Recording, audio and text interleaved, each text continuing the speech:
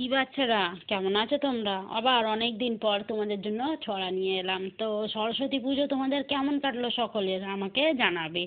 আর এই সরস্বতী নিয়েই একটি ছোট্ট ছড়া তোমাদেরকে শোনাচ্ছি, তোমাদের কেমন লাগবে তোমরা আমায় কমেন্টে করে জানিও। আর সরস্বতী পুজো তোমরা কে কে অঞ্জলি দিয়েছিলে, কে কে কী রঙের শাড়ি পরলে, কী রঙের পাঞ্জাবি পরলে, কীভাবে জামা প্যান্ট পরলে, কীরমভাবে ঘুরলে, আমাকে সব জানাবে কিন্তু, কেমন?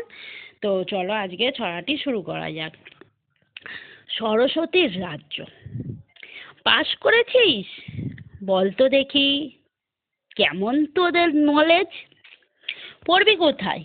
কি ভেবেছিস, স্কুলে না কলেজ? কোন ডিভিশন? কটা লেটার? টোটাল কত বল না। পাসই শুধু?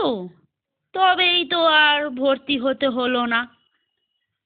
লেখাপড়ার বাজার এখন বড়ই মাগনি গন্ডা।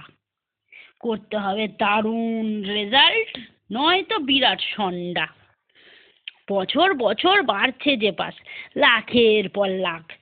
স্কুলের কলেজ তো বাড়ছে না কো, যতই পেটাও ঢাক।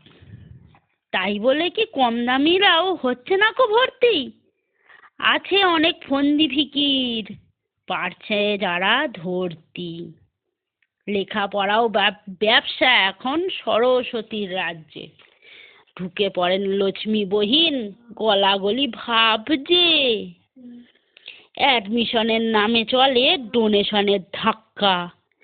সার কথাটা বুঝলো যারা, বুদ্ধি তাদের পাক